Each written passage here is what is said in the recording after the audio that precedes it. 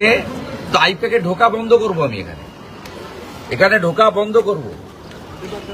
কি করে পরিষ্কার করতে হয় ব্লিচিং ফিনাইল দিয়ে বাবা মহাদেব আমাকে শিখিয়ে দিয়ে গেছে। পরাস্ত করেছিলেন 2026-এর আজকে নমিনেশন দিতে যাবে, আর ঠিক মানুষকে কি বার্তা? দেখুন, হিন্দু বিরোধী সনাতন বিরোধীদের পরাজয় হবে। যেদিন আমি কালীঘাটে পুজো দিতে যাই সেদিন মমতা ব্যানার্জি নামাজ পড়তে যায়। পশ্চিমবাংলায় হিন্দুরা জিতবে, সনাতনীরা জিতবে, আমরা সকলের কাজ করি। সনাতন ধর্মকে যারা গন্ধা ধর্ম বলে, যারা মহাকুম্ভকে মৃত্যুকুম্ভ বলে, যারা রাম মন্দিরের বিরোধিতা করে মিছিল করে, তারা সনাতনের ভূমি থেকে জিততে পারে না।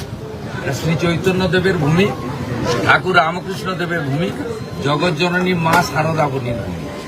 এখানেই ইস্কন, শ্রীলা প্রভুপদ, হরে কৃষ্ণ মন্ত্র, এখানেই কালীঘাট মন্দির, এখানেই দক্ষিণেশ্বর, এখানেই সিদ্ধনাথজি মহাদেবের মন্দির, এখানেই নন্দীগ্রামের প্রসিদ্ধ জানকীনাথ মন্দির, এখানেই সোনাচূড়ার সিংহবাহিনী মন্দির। সনাতনকে অপমান করে কেউ জিততে পারবে না। আমি যদি সনাতনের রাষ্ট্রের পক্ষে কাজ করি, নিশ্চয়ই 2021-এর মতো মানুষ এবারেও আমাকে আশীর্বাদ করবে। গতকাল রাত্রিরে ভবানীপুর কালীঘাট সহ একাধিক থানার ওসি বদল করে দেওয়া হয়েছে। ভবানীপুর কালীঘাট সহ একাধিক সঠিক সিদ্ধান্ত।